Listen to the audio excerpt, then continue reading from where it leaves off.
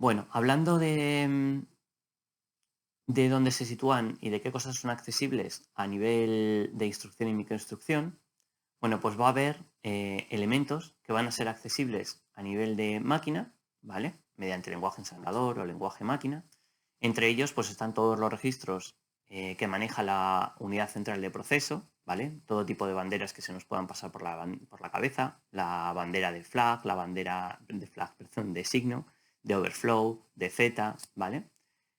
También cualquier tipo de bloque combinacional nunca sería accesible a nivel de lenguaje máquina, ¿vale? Otras cosas que no podrían ser accedidas a nivel de máquina, pues por ejemplo la ejecución que va a realizar concreta, la instrucción que va a lanzar concretamente la ALU, ¿vale? Por poner otro ejemplo. Esto serían un par de ejemplos, ¿vale? Ahora veremos varias en detalle. Y bueno, estos son elementos que el computador maneja él mismo a nivel de micromáquina, que son necesarios para la ejecución de las instrucciones, por ejemplo los flags, ¿vale? Y que el programador no puede controlar. A eso es a lo que llamamos nivel de micromáquina, que es el nivel donde se realizan las operaciones elementales, que ya hemos comentado antes, ¿vale? Donde una instrucción máquina ocupa varias operaciones elementales o microinstrucciones, y donde el programador de aplicaciones, es decir, nosotros cuando estamos programando, por ejemplo, en lenguaje ensamblador, no podemos acceder a esos elementos. Este nivel, además, suele ser fijo en la arquitectura, es decir, una vez de que la persona, o el grupo de personas, mejor dicho, que especifican qué cosas va a realizar la máquina y cómo es su funcionamiento interno, cuántos registros tiene, para qué van a utilizar cada uno de ellos. Bueno, pues ellos van a definir el lenguaje de transferencia de registros de esa máquina, ¿vale? Y a partir de ahí es muy difícil que ese registro, que ese conjunto de microinstrucciones se modifique. Es decir, es fijo a lo largo de toda la vida útil de esa máquina, de ese computador. Algunos procesadores, ¿vale? Permiten actualizar este nivel de micromáquina. Como estamos comentando, había una parte del nivel de micromáquina que sería realmente lo que ejecuta la unidad de control, ¿vale? La lógica que ejecuta la unidad de control, que puede ser cableada o programada, ¿vale? Pues la lógica cableada no se podría modificar, ya que una vez que se construye físicamente el chip del procesador, ya no podríamos modificarlo, pero el nivel software, el nivel de lógica programada de ese procesador, podría llegar a ser modificable, ¿vale? De hecho, hemos tenido ejemplos de ocasiones en las que ha sido necesario hacer modificaciones en esa capa. Normalmente, por seguridad, incluso, no se permite hacer. Y lo que a veces hacen los sistemas operativos es capar ciertas operaciones que puede realizar la CPU cuando se encuentra un determinado error. Bueno, pues esto hemos tenido ejemplos, por ejemplo, pues con algunos troyanos, ¿vale? Que han afectado a, y bueno, backholes que han afectado a procesadores muy conocidos de Intel y que hacían pues que la ejecución no fuese segura. Entonces, bueno, en ese caso no eran instrucciones, no había un nivel de micromáquina modificable. Entonces lo que se ha tenido que hacer es que el sistema operativo cape el acceso a esas instrucciones, ¿vale? Es decir, que no se pueda acceder a ellas, porque como todos los programas que ejecutamos pasan por una serie de capas, entre ellas la del sistema operativo, pues podemos hacer que no se pueda acceder a ese nivel. Bueno, viendo las instrucciones, las microinstrucciones y las instrucciones que se pueden ejecutar en el computador, vamos a ver ahora qué cosas serían accesibles a nivel máquina y luego qué cosas serían accesibles a nivel de micromáquina. Bueno, a nivel de máquina, por ejemplo, es accesible la ALU, ¿vale? En cierto nivel, ¿vale? Es decir, vamos a poder especificar las operaciones que se realizan en la ALU, pero no concretamente cuál es la operación que se va a lanzar sobre la ALU en sí. Un ejemplo. Puede ser que la ALU soporte una operación de suma, ¿vale? Y puede ser que a nosotros nos interese especificar dos instrucciones de suma diferentes a nivel de ISA. Por ejemplo, puede ser que nos interese especificar una suma que sea una suma de un registro con otro registro y otra suma que sea de registros con inmediatos. ¿Vale? De hecho, ese ejemplo justo lo vamos a ver al final de este tema en una máquina que vamos a construir. Entonces, en ese caso concreto, la ALU no es diferente, la operación de suma que realiza no es diferente en un caso y en otro. Lo único que se modifican son las entradas que llegan a la ALU. ¿Vale? Entonces, en ese caso concreto, puede ser que las señales de control que llegan a la ALU para especificar la operación de suma sean la misma en ambos casos, tanto para la suma normal como para la suma con inmediato. ¿Vale? Pero generalmente, pues a la ALU pues vamos a poder acceder de una manera bastante directa en muchas ocasiones, ¿vale? No siempre y no para todo, ¿vale? Pero, por ejemplo, pues cuando especificamos sumas o restas o operaciones lógicas o multiplicaciones, cualquier operación aritmético-lógica que especifiquemos en lenguaje ensamblador realmente está accediendo a la ALU, ¿vale? Lo que pasa es que accede de manera, bueno, indirecta, no accede de manera directa. Otro elemento que podemos acceder a nivel de máquina es la memoria principal. Siempre que especificamos algo entre corchetes, por ejemplo en ensamblador 8086, cualquier cosa entre corchetes especifica una dirección de memoria. Bueno, pues siempre que queramos especificar algo de esa manera, por ejemplo entre corchetes o en otros lenguajes ensamblador que os he dejado por aquí puestos, con el ampersand delante, ¿vale?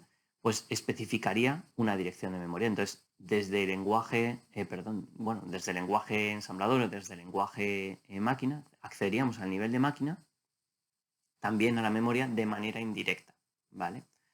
De manera que accederíamos a la posición del dato sin tenernos que preocupar si pasamos por el RIM, por el RDM o por ningún otro tipo de registro, ni preocuparnos si las señales de lectura o es de escritura. Otro de los elementos que vamos a ver a nivel de máquina como accesible son los registros, en general los de propósito general. Cuando pongo aquí registros, no serían todos los registros de la máquina, ¿vale? Sino los registros que utilizamos para el almacenamiento de operaciones, ¿vale? Y que serían registros generalmente conocidos como de propósito general, banco de registros o alguno de estos nombres similares, ¿vale? En este caso, pues aquí tenemos abajo pues cómo funciona un registro, donde tiene pues una señal de control, una señal de reloj, una serie de bits de entrada y una serie de bits de salida, que sirven para almacenar y para leer datos del registro. El registro, pues ya hemos visto que era como una especie de caja, como una especie de variable, ¿vale? Que almacena un valor. Lo único que la variable siempre está en memoria principal es una posición de memoria principal. Al final la memoria principal son registros, ¿vale? Es un conjunto de muchos registros, cada uno de ellos almacena una palabra de memoria. Bueno, pues en este caso tenemos aquí un registro único y el funcionamiento pues sería este que viene en la figura. Bueno, vamos a terminar viendo lo que serían los elementos del computador que no son accesibles a nivel de máquina y que sí son accesibles a nivel de micromáquina, que serían, por ejemplo, pues los registros necesarios para el acceso a la memoria principal. Pues antes estábamos comentando el RDM y el RIM. En la bibliografía veréis que también este nombre, RDM, muchas veces lo veréis puesto como MAR, ¿vale? Memory Access Address Register. Y el RIM, el registro de intercambio de memoria, muchas veces aparece en la bibliografía como Memory Data Register, MDR, ¿vale?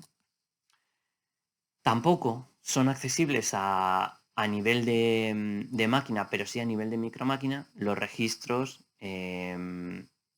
que haga falta intermedios para hacer algún tipo de operación con la memoria principal si los hubiese, ¿vale?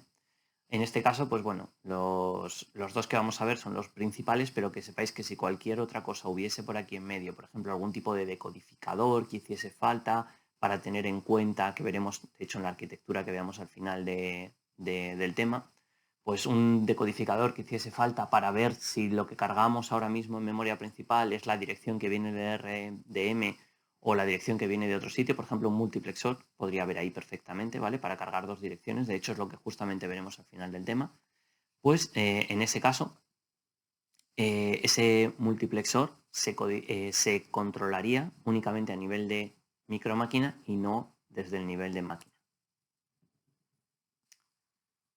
Bueno, como comentábamos, Antes teníamos los registros de propósito general que eran accesibles desde nivel máquina, pues tendremos también registros que no van a ser accesibles desde nivel máquina. Estos registros los solemos llamar registros de propósito específico, ¿vale?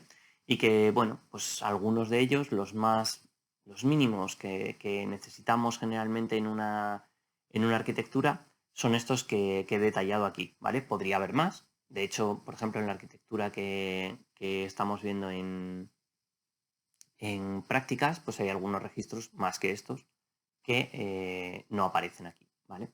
Bueno, pues en este caso, por ejemplo, vemos el primero de ellos, que es el registro de instrucción, que almacenaría pues una instrucción de la que hemos leído en memoria para luego poder hacer la decodificación. El PC, que era el contador de programa, que es el que especifica la dirección de la siguiente instrucción que vamos a captar de memoria. Y los registros de estado, de los que, bueno, aquí he dibujado uno, pero podría haber N registros de estado. Podría haber uno para el flag de acarreo, otro para el flag de overflow, otro para diferentes tipos de flags, ¿vale?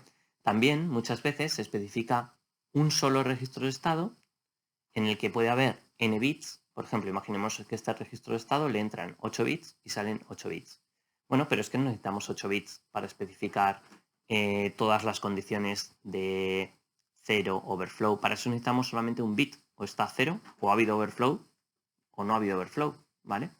En este caso, pues podríamos también perfectamente tener en el registro de estado esos 8 bits, utilizando los 8 bits de manera separada, uno para cada condición de estado, ¿vale? Por ejemplo, el bit más significativo, el que está más a la izquierda, pues podría ser el flag de 0, el siguiente podría ser el de overflow, el siguiente podría ser el de signo, el siguiente el de paridad, ¿vale? Y así sucesivamente. Bueno, vamos a terminar el tema con este vídeo, ¿vale? Que no lo voy a enseñar por aquí, os dejaré el enlace al vídeo en el campus para que lo veáis. Y básicamente pues intenta ver de una manera sencilla un resumen de lo que hemos visto, ¿vale? Lo que haremos a continuación en los siguientes vídeos pues será básicamente hacer una simulación de una máquina muy sencilla donde veremos el uso de los diferentes registros, cómo serían a nivel interno en la máquina. Y bueno, muchas gracias por haber atendido el vídeo.